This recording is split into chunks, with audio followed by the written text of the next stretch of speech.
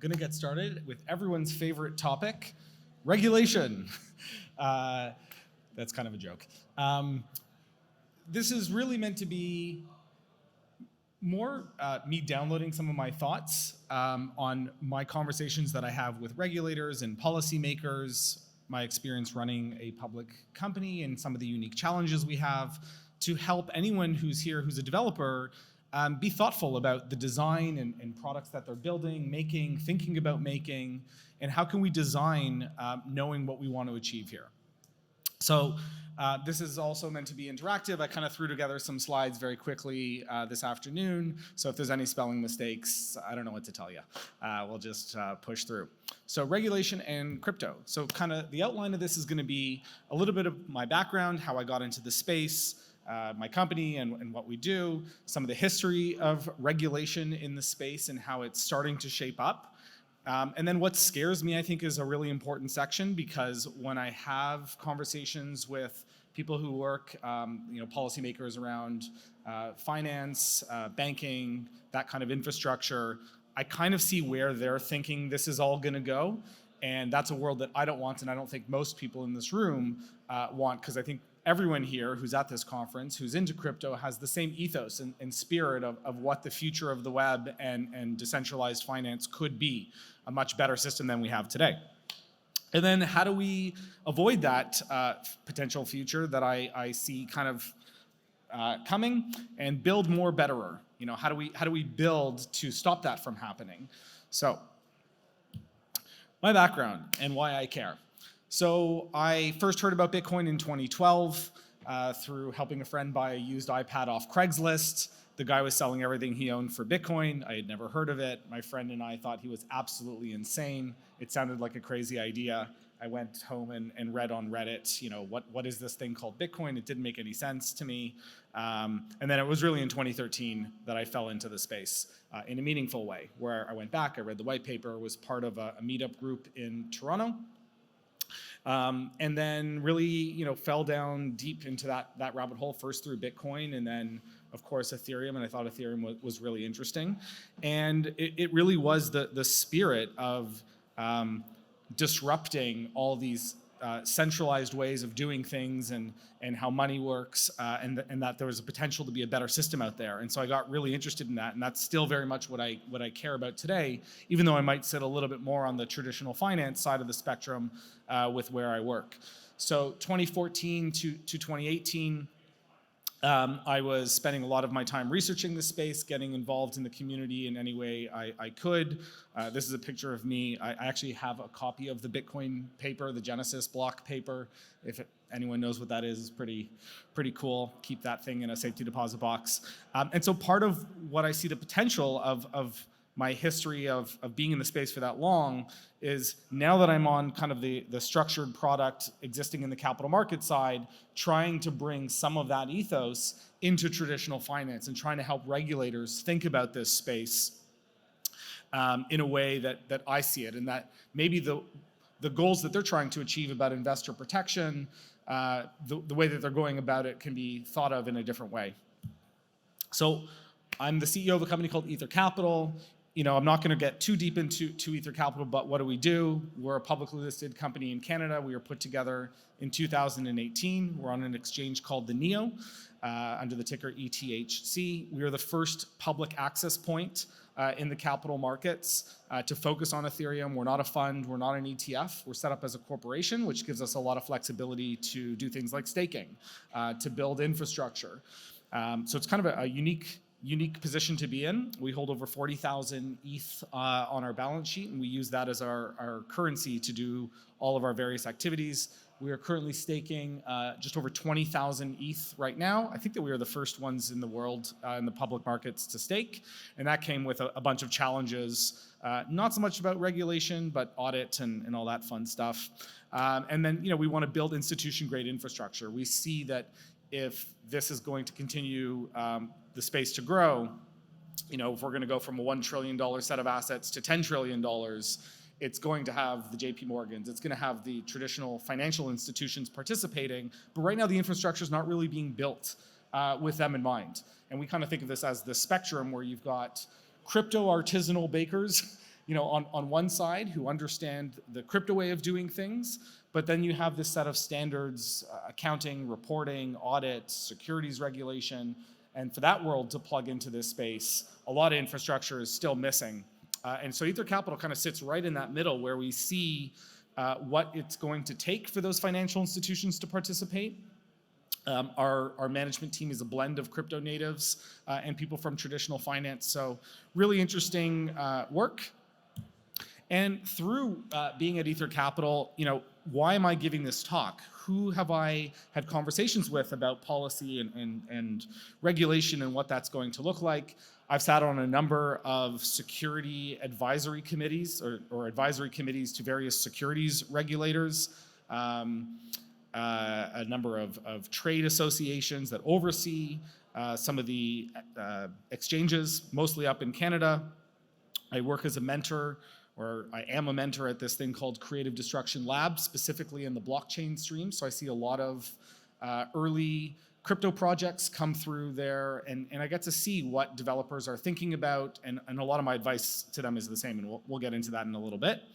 So I mentor there. I'm the president of something called the Web3 Council of Canada, and that is a group that is meant to act as kind of an education beacon, for policymakers and regulators who don't have answers to things. They don't understand the lexicon of this space. You say things like a nonce, to a regulator, they shrug their shoulders and go like, what the F is a nonce? When you say staking, half of them have never heard the term staking before. And so the Web3 Council is meant to be this beacon for regulators and policymakers to come to for good education. In the US, there's a number of associations as well. We work closely with them. And again, it's to help create thoughtful policy. I'm an advisor to a large crypto trading platform. I'm not sure if I'm allowed to disclose at this point who that is, but anyway, something generic that's in a bullet point there. And through Ether Capital, we helped launch the world's first true spot ETF. Up in Canada, we do have spot ETFs, not futures-based.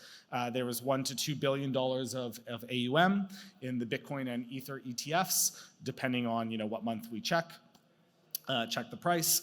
And that was a lot of conversation with regulators over a 6 to 8 month period to get them comfortable with greenlighting an ETF. So we were the first in the world to do that, which was pretty cool, alongside Purpose Investments. And then I'm currently in conversation with a number of policymakers. It's a never-ending set of discussions, people who work for Finance Canada, the central banks. What are they thinking about in terms of what a stablecoin is going to look like, or a central bank digital currency? So this gives you a bit of a picture of who I am and the kind of thoughts that are constantly going through my head. Some of it is fun, some of it I'm banging my head against the wall. But I think it's important to do this work and to engage in a way with regulators that's not a just, we need to tear down these systems and we need to, there shouldn't be any regulation. That's not how I come at it. That's not productive. It's not going to advance the space in a positive way. And so that's me. So if anyone has any questions, by the way, outside of this presentation, feel free to stop me in the halls or wherever you see me. And also feel free to raise your hand if you have any specific questions as we go. Just out of curiosity, how many people here are developers? Raise your hands. Well, okay, so not that many people. So what do the rest of you guys do? Are you guys like business development? Like who, you're in business development? Yeah. At a protocol?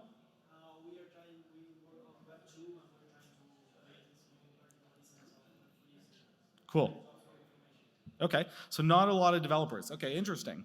So let's talk about the history of crypto regulation. What was the landscape looking like from 2009, I would say up until 2018, things started to change. In the very early days, of course, all of the crypto trading platforms were not really registered. It wasn't clear who they should register with. It's still a little bit ambiguous in the US who the platform should register with, and you're watching this fight play out, of course, through the CFTC and the SEC trying to assert jurisdiction over who would regulate these exchanges. The CFTC, of course, thinks that it's in their lane and that most of the assets are commodities and that they should oversee spot trading. The SEC is trying to make a claim that everything is a security or most of everything is a security. I feel bad for the platforms who are trying to launch new products, right? They're trying to offer lending products, access to DeFi, NFTs, staking, and it's unclear what things would trigger them being in the offside of securities regulation. And so some platforms you're seeing be aggressive in launching new products. You're seeing some platforms decide not to launch certain activities to retail customers because they just don't want to be offside with the regulator. So it's a bit unfortunate. But the history of the space was largely that regulators were not really paying attention to the space. It wasn't, for me at least, until 2013. This is a little soundbite for anyone who gets asked, will governments ban it? Which I get asked constantly by investment advisors and people thinking about buying, one of the structured products, whether it's a Grayscale product or one of the ETFs we have in Canada. I hear constantly, won't governments just ban it? Are they going to let this happen? And I think back to in 2013, I think in the fall, there was a hearing that was broadcast on C-SPAN where every major US government agency was asked to present their views on, at the time it was basically just Bitcoin, but what are your views on the space? What are you thinking about? Should we ban this? What should we do with it? And one by one, every single agency came out and said, we don't think it's within our interest to try and ban this new industry. What we need to do is hire new personnel, do a lot of education, get smart on what this new asset class is going to be, and figure out how it can snap into existing laws or we can create new laws. So it's really interesting to see that even in 2013, they were thinking that way. And you've seen this recently in a few months ago, 2022, when the Biden administration says, here's this executive order where, again, we're calling on specific agencies with very poignant questions and asking you to work with industry to come up with answers to a lot of these things. So, the history of crypto regulation has been largely that regulators didn't know what to do with it. And we're still a little bit there. We're still a little bit stuck with it not being clear whose lane each activity should fall in, who should oversee various activities on which platforms. But I think that the conversations are happening now, and we are going to have clarity starting within the next few months to the next couple years. And it's going to be an evolving thing. It's not going to be where we just say, here's the set of regulations, and then they, walk away and go do something else. There's always going to be new activities that create new challenges. So when I think about the current landscape, and this is going to lead into the things that scare me a little bit, but I want to talk about some of the things that regulators and people who work in government, what they are thinking about. So how many people here have heard of FATF? Okay, not too many people. So FATF basically is this group that comes up with a set of guidance for a number of traditional financial institutions globally and says, here are some rules and you can figure out how you want to implement them. And the one that is really important to note is something called the travel rule. Now, the travel rule is all about when you send some asset from one account to another, theoretically, it can't be completely anonymous. There should be some amount of information that is attached to that transaction that travels with the set of funds or with the asset to the receiving party. And this has not been something that really has existed in crypto, right? If I send, 1 ETH from my wallet to Cheyenne, Cheyenne's my CTO who's sitting in the front, and so he's one of the only people whose name I know, so I'm going to use him for the example. When I send 1 ETH to Cheyenne, do I have to attach my information and his information to that transaction? And there's 2 ways that this can exist, of course. One is through a self-hosted wallet, right? People taking possession of the asset on their own. And then there's the centralized service who's doing it on your behalf. So Coinbase is going to allow the withdrawal from, Cheyenne's account to his own wallet, or Cheyenne's going to withdraw from his account over to me. And the question is, should the travel rule that applies in traditional banking, should Coinbase have to do this? Should they have to force KYC or collect some information to allow that transaction to take place before they send those funds? This has been a point of contention for a number of years, kind of off and on in headlines. You might have seen it being proposed in various bills throughout the last couple of years. But this is a really important thing to think about. And you'll see why in a moment. Of course, there's pros and cons to centralization and the risks there. I'm not going to get into the nightmare scenario because that's my next slide, but the current landscape is, we've got a lot of centralization happening right now where a lot of assets are sitting in either structured products, MicroStrategy holding a lot of Bitcoin, ETFs, closed funds, holding a large amount of ETH or Bitcoin. A lot of those assets also sitting on centralized exchanges in essentially choke points, right? Places of custody that can be frozen. They can be confiscated. And so, AML and KYC mandates, this next point here. What does it mean for anti-money laundering and KYC as know your customer? What does that mean in crypto? It's very easy to know what this stuff means to a centralized exchange. What is it going to mean in DeFi in a self-hosted wallet? And this is kind of the battle right now, is these two worlds shaping up. And of course, governments and policymakers would love everything to happen through centralized exchanges because they'd have choke points and can push all these rules on those, new set of institutions who would have to register. Then there's something called the trust. And this came out a number of months ago from Coinbase with a number of other large custodians, where they basically said, we're going to work together to create this, not necessarily a database of information, but if assets move from Coinbase to, let's say, Gemini, or Gemini to Kraken, or to Anchorage, the big custodians, that the information of sender-receiver can be shared with those two groups. And then, of course, wallets play into this, because some of the wallets are being created by these centralized exchanges, and some of the wallets are, like MetaMask, and it's just meant for self-hosted assets where they don't have a vested interest in a specific exchange. And then I have this, point here on DeFi risk assessment. My CTO brought this up to me before when we were just talking about staking and trying to do DeFi things in a public structure, where it wasn't clear if the auditors were comfortable with us, let's say, doing some type of yield farming or even lending in a DeFi protocol, because if there's no AML and KYC on the counterparty of whatever that trade was going to be, they weren't comfortable auditing that set of transactions and signing for it in our financial statements. And so we ended up just not doing anything because we couldn't fit that square peg and round hole. So this is kind of all different things that are percolating. So let's talk about what is the nightmare scenario. What is the thing that I stay up at night thinking, like, what would happen if this was the world? So, nightmare scenario. The thing that really scares me is the potential for a bifurcation in the space. And the bifurcation in the space, to me, is that right now you have all of these centralized platforms saying we are being forced, whether they want to or not, they're being forced to comply with the AML and KYC mandates that are now being pushed out globally. And the assets are coming into these centralized exchanges and centralized custodians. And right now you can withdraw to a self-hosted wallet. But one of my nightmare scenarios is that one day they don't allow you to withdraw to a self-hosted wallet. One day they say that the asset can come in, but the asset can't go out.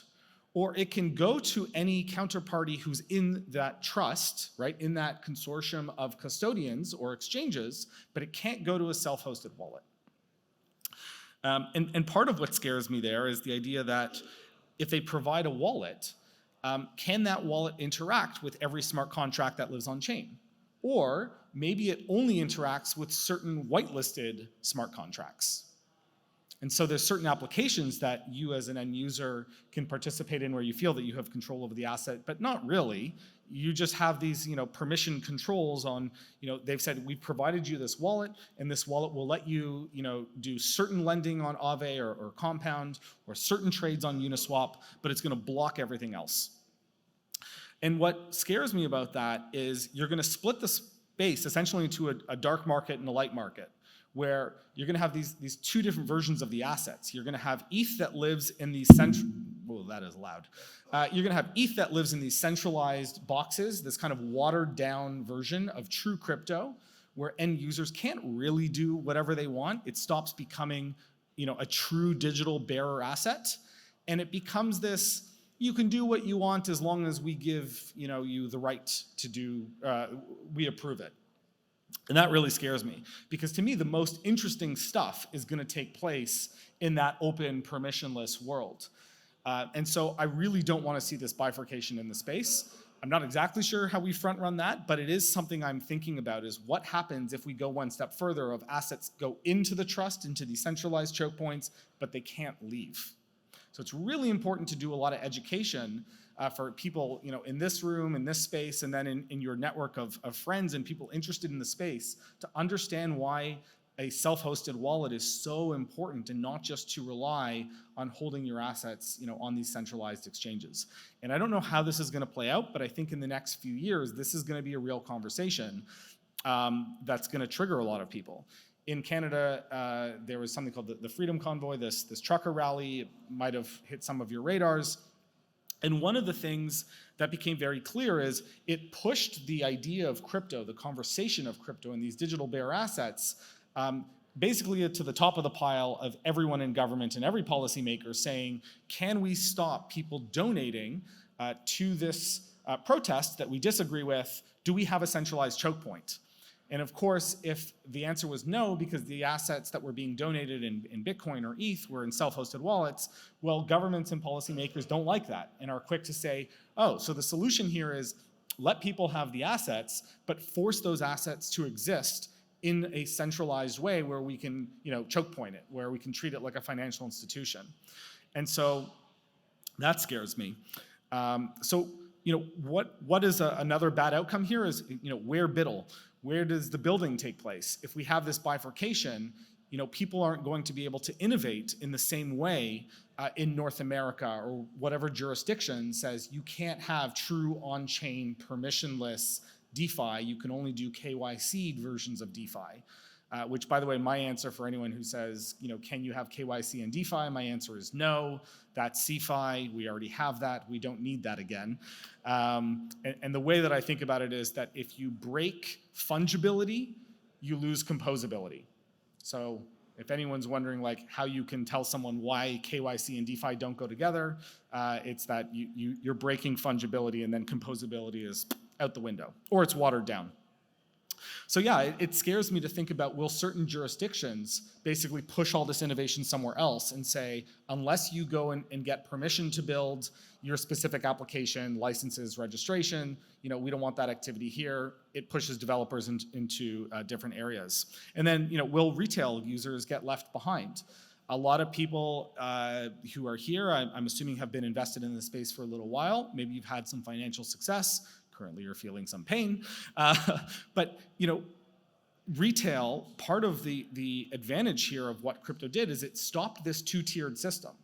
In centralized finance, we have a two-tiered financial system of accredited investors and retail investors, where the accredited investors are allowed to take on more risk, get access to private deals, and the retail investors are pushed out of that, and they're left waiting until an asset comes to the public markets, and they're usually buying it at some multiple of where the venture funds and the private institutions have been able to participate.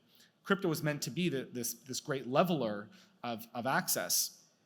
And so I do worry that if we start having these watered down versions of on-chain crypto, retail users won't be able to access all those products. So they'll get pushed out of lending. Maybe they're not able to stake unless they stake through a centralized institution.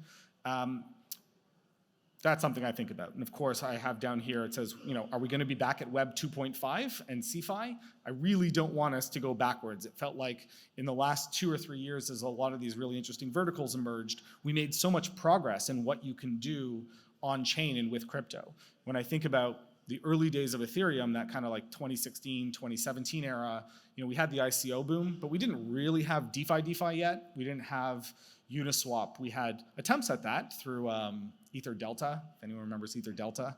But the really cool stuff has really emerged in the last 2.5 years. And I really don't want to see that progress get throttled back or slow down because of bad policy. Staking risks I put here because we're staking at Ether Capital, and I talk with Cheyenne, our CTO, a lot about, is there a world where the regulators say the staking providers, the companies who are running validators, need to register something with the securities regulators? I don't know what that registration would look like, but is it possible that a securities regulator looks at that staking provider and says, you can't process transactions that don't have KYC on that address? Something I don't think most people have thought about, but that to me is super scary. Where again, you'll have this bifurcated space where certain transactions will get processed by this validation service and then I don't know, ones that exist in other jurisdictions are just going to process everything? Do we just have a fork in the chain and we have two versions of ETH2? I don't know what that would look like, but I don't think it's good. And I wonder, anyone who's thinking about building a staking company, can you be thoughtful in your design? You know, where are the servers running? Are all those servers, if it's physical hardware somewhere that you've set up versus something in the cloud, does it all live in one specific jurisdiction, or is there diversification globally in other jurisdictions that is much harder to censor or shut down, or have a regulator say you need to censor certain transactions or certain addresses? So these are kind of the things that I worry about. How do we get ahead? You know, what are some things that we can do to be thoughtful about how we're designing certain things? When I look at various platforms or front ends, one thing that scares me is almost everything is running right now on AWS, and maybe it's pushing a backup over to IPFS. We need to flip that. You know, it needs to be IPFS first. That is where people are going, not AWS first. And it may mean that things are a little bit slower. I'm not a developer. I'm not, you know, the most technical person, but I do see that as long as you're pushing things on AWS, that's not ideal. We need to go to IPFS first. And part of what I think about that could happen one day that also kind of scares me, and I don't know how we design for this, maybe some of you guys have ideas, is that you have, let's say, I'll use Uniswap as an example. You have Uniswap that is this on-chain contract, and then you have this front end that's allowing you to interact with the on-chain code. And right now, it's easy to go to that front end and say, hey, you need to delist some derivatives.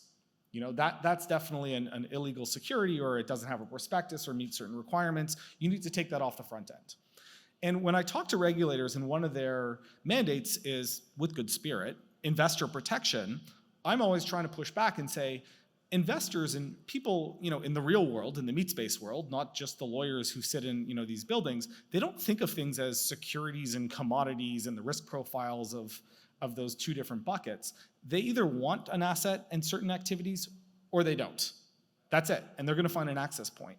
And so one thing that scares me is if you have that front end that delists certain assets or certain activities, what you're going to do is have different front ends pop up who will provide an access point to that same asset that just got delisted from the trusted group of people. And maybe there's some malicious code that's been inserted. So you could have like the true Uniswap front end, and then you have, I don't know, Mooniswap. I don't have a funny name for one, but you know, someone builds some clone of the Uniswap front end, inserts malicious code. Does that retail investor or does that user know how to audit that site? Is there some way that we can ensure that the contract that front end is interacting with is not malicious in any way, that we know that it's the correct code and is all thumbs up? Or is the user about to go click a bunch of buttons because they wanted to buy an asset that was delisted off the good front end and then ended up losing their funds? So however we can try and build or be thoughtful about that, I think would be really great. And I have as the second point here, you know, helping regulators think about this thoughtful policy. Because again, I'm trying to help them understand, you want people to use the actual Uniswap front end or the 1inch front end where we know who the developers are. We know that they're above board. They've put their faces out there. They put their faces on the website. We know that they've been good actors in this space for a number of years. I'm more concerned when the pineapple on Twitter, you know, builds a front end and maybe it's trustworthy, but maybe it isn't. So different ways about going about their objectives is something we can help them think about. How decentralized is enough? This is not something that I have an answer to, but thinking about trying to cross some threshold where you feel you may not have true control over a project anymore, maybe is the definition of it was decentralized enough. And when I talk to friends who are lawyers at various protocols, you know, this is one of the things that they talk about all the time, which is not enough of these projects are thinking about how decentralized they are, and they're still retaining too much control.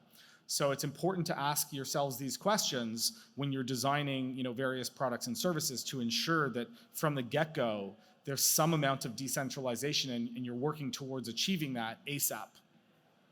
I put in here titles only because when you see people who have these kind of traditional titles like CEO and CFO, is that decentralized? I mean, there's certainly no CEO of Bitcoin or a CFO of Bitcoin. There isn't a CEO or CFO in Ethereum, but as you start to get into some of the specific lending protocols or projects, and you do start to see some of these titles slip in, does that trigger a regulator's curiosity and go, how much influence do they have over this protocol? So something to think about. When I am mentoring at CDL, Creative Destruction Lab, I meet with a lot of early stage projects, people who are tinkering, people who have ideas, people who want to build crypto software. Almost none of them have worked with a proper law firm to talk to them about the activities that they want to do on chain. A lot of them will say, well, I have a friend who's a lawyer, or they used to work at a firm and now they've left and they're giving us some advice. That's a great start, but it's really important to approach, in my opinion, some of the big firms who are working with a lot of the big projects, like Latham Watkins, for example, is doing, I'm not going to name who some of their clients are, but those levels of firms that have a lot of experience working with the CFTC and the SEC, and then these protocols, and helping them be thoughtful about what they're building and getting creative about, you can do this thing, but you're going to have to go at it from a different direction, or you can go about it but understand the risk or the gray area that you're existing in for now. Really important to get that advice up front, not later. And yes, it may cost you, $10,000, which is hefty, but for these protocols or projects that want to have, market caps or valuations of hundreds of millions of dollars or billions of dollars, $10,000 to make sure you don't go to jail is probably a good idea.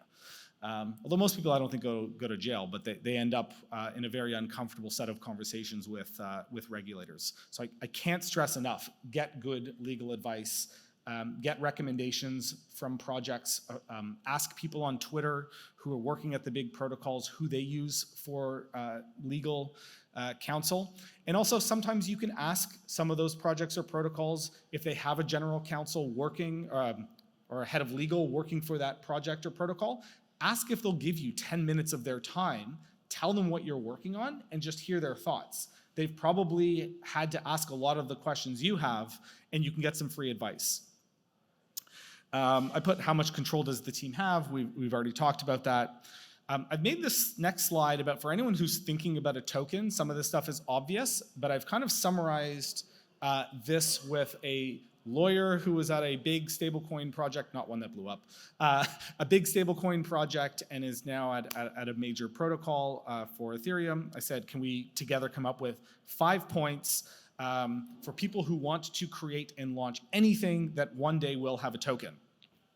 So, number one, try as hard as possible to launch a completed product with no promises of using the token or using a token sold or airdropped to raise funds for operations. This is really important.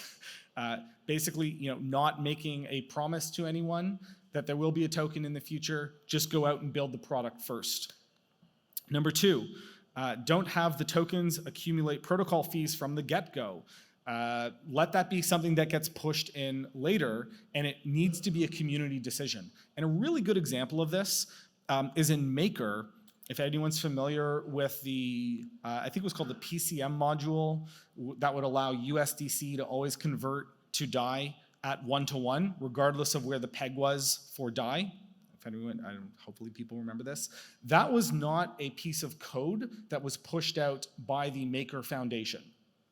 That was something done by the community, by people who had nothing to do with the Maker Foundation, and they were very intentional about, they're not going to be the ones to propose it, they're not going to be the ones to vote on it.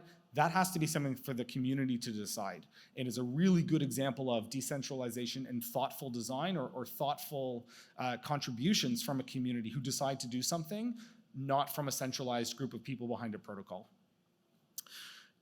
Number three, language, language, and language. Be cautious how you describe a protocol and the token and its function. So this is something that lawyers can definitely help you with. It's something you need to be very careful about, because all you need is one document or one investor meeting where you've hinted at a potential token or a something that later that document comes back to create a lot of hassle or trouble for you. So really be thoughtful about this kind of stuff. Number 4, find the product market fit before you decide to release a token. Figure out, does your project have legs? Is there a need for that in the community? Can it gain traction on chain? Not just say, hey, we're going to do a token and we've kind of thought of this product idea, but we're just going to try and raise a bunch of money and we're going to promise some tokens because we all just want to get rich. Really think first about what you're building and who's going to use it before you think about what a token might look like. And number 5, if you are going to sell tokens because you're trying to do a raise, really, unfortunately, you have to focus on private sales to accredited investors. And then there's various ways that you can do lockups and cliffs and things to release those tokens over a period of time where it doesn't get dumped on retail. Again, these are all things that a lot of people probably have thought about. Lawyers will help you with, but here is just a nice five token. A summary of some thoughts on token design. So I don't know if we have time for a Q&A. I haven't really been looking at my watch, but I put A because I'm Canadian and I don't know. Everyone always says, you say A. I'm like, no, I don't. I'm like, but you do. So does anyone have any questions with anything relating to regulation, policy, how government is thinking about the space? Happy to kind of now open this up to the group for a conversation. Yeah, so I kind of want to hear your thoughts on the whole Quadrant CX situation that happened back in 2018. So I remember during the whole fiasco, when the owner's bank account started getting locked up, everyone was starting to hate regulations because it was kind of stopping, people were thinking of stopping the exchange from being able to continue to trust things. But then the moment they kind of exit scam, everyone's perception on regulation sort of flipped, and they realized that the banks were actually kind of stop some fraud from happening. So I kind of wanted to hear your thoughts on that, obviously from your perspective on regulation. So the question was about Quadriga, which is an exchange in Canada that I think operated from about 2014 or 2015, and then had an unfortunate end late 2018, where about $200 million of customer funds just went, bye-bye.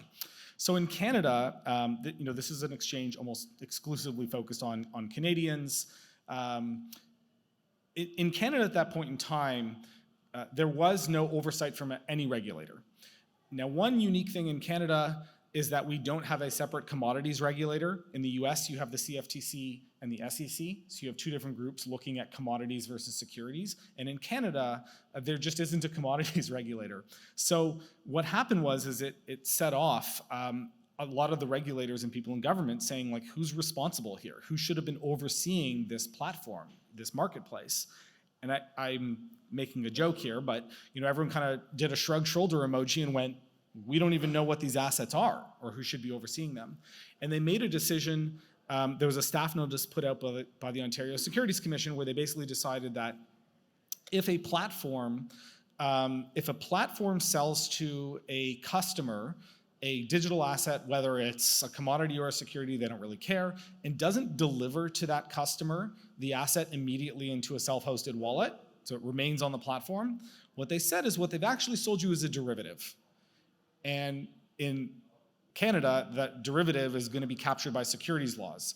And so the regulator said, great, what they're selling you then is a derivative, and therefore all of these platforms need to register as a securities dealer because they're selling derivatives. It's a bit of a bizarre interpretation, but that's what they went with. Now, the pro of this is that there's starting to become some clarity in Canada over who would oversee these platforms, and you're starting to see all of the regulators in Canada, the securities laws, there's actually different regulators for each province, which creates this weird patchwork of registrations and different sets of rules on which provincial securities regulator will let you do different things. It's a bit of a nightmare. But it has created at least a path towards clarity. And we're not quite there yet, but you're starting to see these local platforms figure out what assets they can offer, who they need to register with, how they're going to be above board, and try pushing the conversations forward on things like, staking and DeFi and all that stuff. They're still a ways away, but different than the US, where I think the platforms here don't even know who they need to register with. It's still not clear exactly what registrations they need to hold. But I do think that's coming. One of the issues also in Canada is that, I think it's everywhere, it's very hard to get support from proper banking institutions that don't support these businesses. The risk profile is just way too high for crypto companies, and if they even smell the word crypto anywhere to your business, they don't want to bank you. And so people are using credit unions to get access to banking services instead of the proper financial rails. So Quadriga kicked off a set of conversations that are being worked out. The real problem with Quadriga, by the way, to me wasn't even, forget that it blew up, it was bad governance. There wasn't a board of directors, there was no real oversight. You had one person just doing what they kind of wanted with funds that were sitting in foreign bank accounts, in crypto, in a self-hosted wallet, a bunch of ledgers or something on his laptop, and he was moving those funds and leveraging on other exchanges. A bit of a nice parallel to today, that what you're seeing is the problem is leverage in the system, not that the protocols themselves are blowing up. So a lot of the issues with Quadriga was around governance. And I think that you're going to start to see better clarity in the next 1 to 2 years as we know what registrations are going to be required for every platform. When that clarity comes, the traditional banks and financial institutions are going to start offering their products and services to these new businesses. It's not that they don't want to do it. I mean, you have to imagine that in that second half of 2020 till now, anyone who had a relationship with any of the big banks, if they're not in our cohort, our generation who's comfortable with these assets and on these exchanges, would turn around to the financial institution and say, can I just buy my Bitcoin and my Ether through you guys? I trust you, you have a history doing custody, you have some amount of insurance, why can't I buy that through you? And it's not that the banks weren't getting those questions. They're getting those questions from tons of customers, at least up until probably a few months ago. And the banks don't want to do it because they don't know how to do it yet. It's not so much a technical issue. They're going to go and buy teams' products. They're going to go and do a big acquisition. They'll go on an acquisition spree. Eventually, what they need is the clarity from regulators how to offer those things. And specifically, if you think back to that slide where I had up FATF and AML and KYC, the anti-money laundering laws that they have to abide by, that is where they're currently stuck. So, yeah, that will come in the next few years. Are we almost out of time? What time is it? Yeah, I'm getting the head nod. How what? I mean, that's it. It's done. No, it's done. I can end here. Anyway, thanks everyone. If anyone has any questions about this stuff, happy to stick around and chat. There's no answers to a lot of these things, but there's certainly important things to be thinking about, even though they're not fun. And then working, as an industry to have these conversations with regulators and policymakers, and then ourselves to help each other think about how we design the protocols and projects that we want to make sure that they don't get captured by securities laws or end up getting us in trouble. So thanks, guys, and see everyone around the building.